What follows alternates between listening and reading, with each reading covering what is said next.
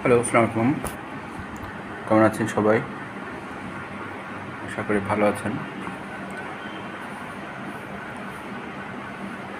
অনেকদিন পর কিছু বিষয় নিয়ে আলাপ করতে আসলাম।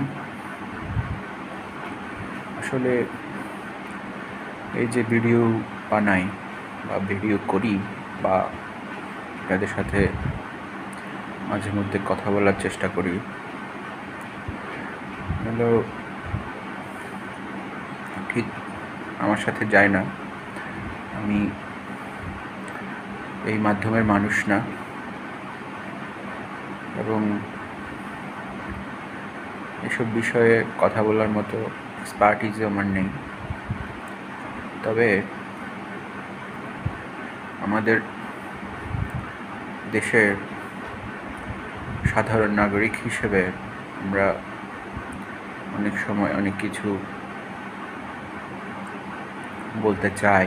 এই ধরনের বিষয়গুলো নিয়েই মূলত এই বক্তব্য। তো আজকের সারাদিনের আপডেট হলো,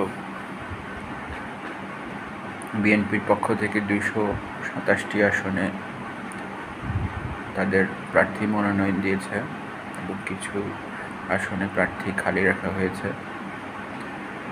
তাদের সহ যারা যোদ্ধা বা যারা তাদের সাথে আন্দোলনে অংশগ্রহণ করেছে তাদের মনোনয়ন দিতে। এছাড়া জামায়াত ইসলামী তারা 8 দলীয় জোট করে নির্বাচনে অংশগ্রহণ করবে, ইসলামী দলগুলো শোনা যাচ্ছে। তো মূলত বাংলাদেশের ডানপন্থী যারা আছে তাদের মধ্যেই আগামী নির্বাচনে প্রতিদ্বন্দ্বিতা